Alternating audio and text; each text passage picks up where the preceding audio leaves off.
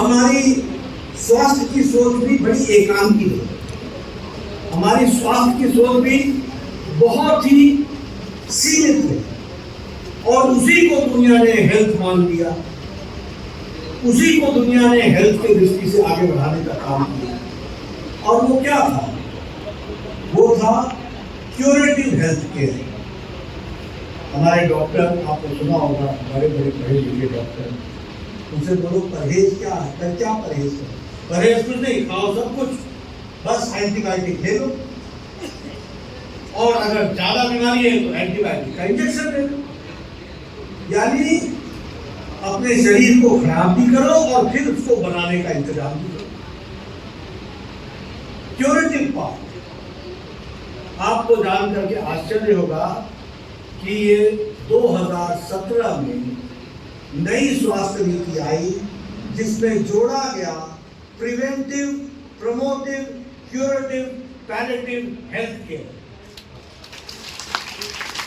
पहले हेल्थ को प्रिवेंट करो, उसको स्वस्थ रखो, उसको गड़बड़ न होने दो। हमारे यहाँ शब्द आ गया लाइफस्टाइल, मतलब पहले लाइफस्टाइल खराब करो और फिर उसका उपचार करो। लाइफस्टाइल अच्छा रखो, इसकी कहीं भी चिंतन नहीं। तो पहले हमने कहा प्रिवेंटिव, फिर हेल्थ को प्रमोट करो, और फिर अगर बीमार पड़ते हो तो क्योर भी करो, और कुछ ऐसी बीमारी लग जाए जो लाइलाज हो तो उसमें शरीर को किस तरीके से लंबी अवस्था तक ले जा सकते हो, इसकी चिंतन करो। तो ये सोच लेकर के हम चलें।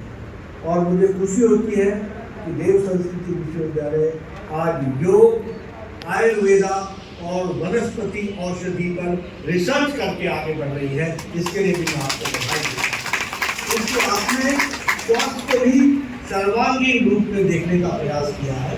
और वसुधैव कुटुंबकम क्या है? वो सभी तरह की विद्या को अपने पास आने देने की क्षमता रखने वाला, बंद दरवाजे की तरह नहीं। आप किसी डॉक्टर से, मैं लंबे समय स्वास्थ्य मंत्री से पूछता हूँ, एलोपैथी वाले से बात करो, वो अभी डोंट नो आयुर्वेद, हमें नहीं मालूम, योगा होगा हमें नहीं मालूम। जीवन में करते सब है, लेकिन एक दूसरे के साथ मिलने के लिए तैयार नहीं। मैंने कहा कि एक ही छत के नीचे योग भी होगा, आयुर्वेद भी होगा, सिद्ध भी होगा, एलोपैथी भी होगा, हर एक तरीके का समग्रता में। और उस काम को आप कर रहे हैं, इसके लिए मैं आपको बधाई भी देता हूँ। जहाँ तक सेल्फ रिलायंस का सवाल है, उसमें आपने जो आदर्श ग्राम की कल्पना को आगे बढ़ाया है और सेल्फ सस्टेनेबल ग्राम बनाने की जो आपने कल्पना की है, उसके लिए भी आपको साधुवाद। आप इस काम को आगे बढ़ाएं, क्योंकि हमारी कल्पना में तो पहले ग्राम अपने आप में स्वावलंबी होता था। गांव में सारी व्यवस्थाएं आपस में मिलजुल करके व्यवस्थाओं को स्थापित करने की व्यवस्था थी। ये तो हम लोगों ने हर जगह सरकार पहुंचा दी, और सरकार पहुंचने के तरीके से विचार आ गया, जो करे सो सरकार, मेरी बावड़ी का पत्थर भी लगे तो सरकार, और हमारा अपना कोई योगदान नहीं। लेकिन समाज और स्वावलंबी गांव के आदर्श ग्राम की कल्पना को आपने आगे बढ़ाया है, इसके लिए भी मैं इस विश्वविद्यालय के विचार को बहुत ही साधुवाद देता हूँ। नारी शक्ति की दृष्टि से नशा मुक्ति के लिए, और नशा मुक्ति के साथ साथ जो पर्यावरण के लिए, और उसके लिए स्वच्छता के साथ साथ हमारे सरोवरों का बनाना, फिर वृक्षारोपण, इन सबको भी आपने जो आगे बढ़ाया है, वह भी बहुत ही अच्छा कार्य है। व्यक्तित्व निर्माण की दृष्टि से जो आपने साधन को, यानी व्यक्ति का निर्माण जो आपने इस कार्य को लिया है, यह भी युग बदलने में अपने आप में बहुत बड़ा कार्य करेगा, ऐसा मैं मानता हूँ। जहाँ तक युवा की चेतना का सवाल है, उसके लिए भी नैतिक बौद्धिक शक्तियाँ बढ़े और सामर्थ्य बढ़े युवाओं का, यह भी देव संस्कृति विश्वविद्यालय इस कार्य को और शांतिपूर्ण अपने आप में इस कार्य को आगे बढ़ा रहा है। तो मैं ये जरूर, मुझे संतोष भी है और मुझे विश्वास भी है कि सर्वांगीण विकास व्यक्ति का होने में देव संस्कृति विश्वविद्यालय एक पायनियर इंस्टीट्यूशन के रूप में देश में अपना योगदान करेगा और इसी के माध्यम से आगे चलकर परिवर्तन आएगा। विचारों में परिवर्तन आता है तो व्यक्ति में परिवर्तन आता है, व्यक्ति में परिवर्तन आता है तो समाज में परिवर्तन आता है, परिवार में परिवर्तन आता है, और जब समाज में परिवर्तन आता है तो देश में परिवर्तन आता है। यह एक बात को हम आगे बढ़ाना चाहते हैं। इसमें यह विश्वविद्यालय के कार्य हमेशा हम सबको प्रेरणा भी देंगे और आगे बढ़ाने में अपना योगदान भी करेंगे। प्रधानमंत्री मोदी जी की सोच भी इससे अलग नहीं है। विकास भी होना है और विरासत को भी संभालना है। विरासत मतलब कोई विरासत में मिली हुई बिल्डिंग नहीं। विरासत का मतलब होता है विचारधारा। विरासत का मतलब होता है हमारी जीवन शैली, जो ऋषि मुनियों ने हजारों साल तक विचार करके जिसको प्रतिपादित किया, उसको भी संभाल के रखना और विकास के साथ उसका समन्वय करना, उसको आगे बढ़ाना, यह भी उसमें से जुड़ा होता है, जिसको हम आगे बढ़ाने का प्रयास करते हैं। मैं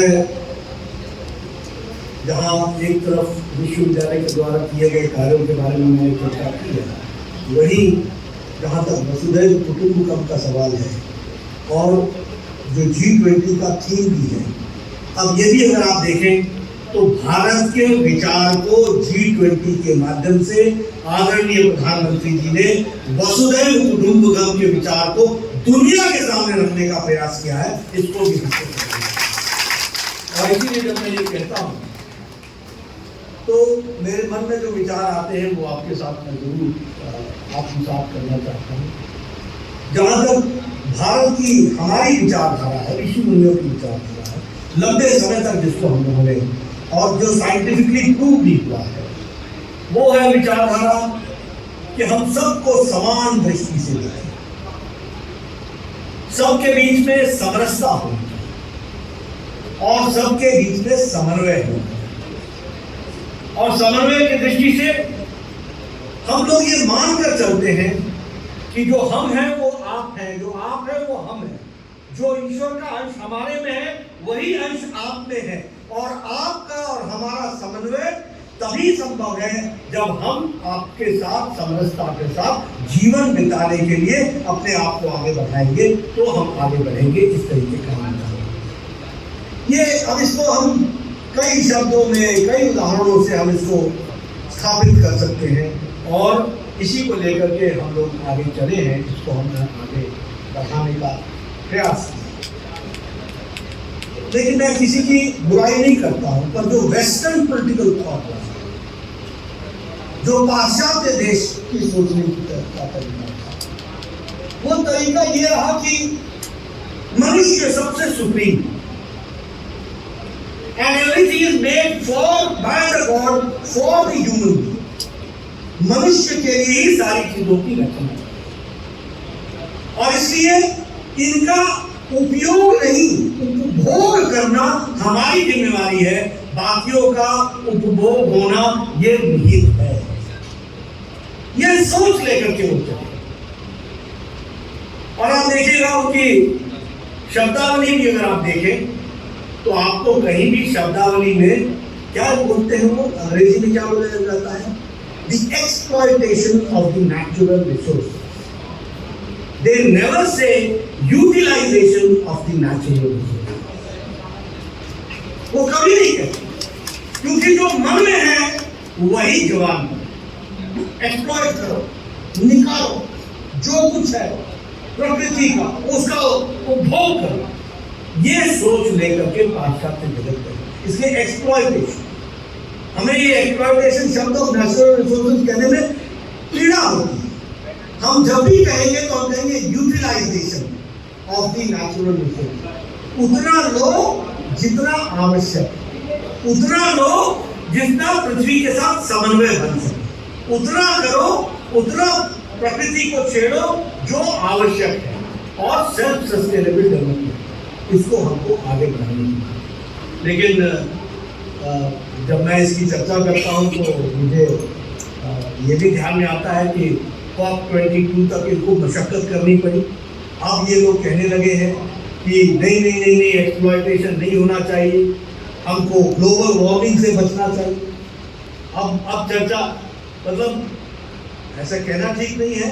अब पछतावा हो क्या जब चिड़िया चुप गई थी, जब आपने अब आजकल चर्चा कर रहे हैं ग्रीन कार्बन, आजकल चर्चा कर रहे हैं ये जो हमारे फॉसिल्स की और हमारे जो ये एमिशन हो रहा है उसके बारे में चर्चा कर रहे हैं। एक समय में इसी को वो पूरा उपयोग करते रहे और आज भी सबसे ज्यादा पोल्यूशन कौन कर रहा है? ये डेवलप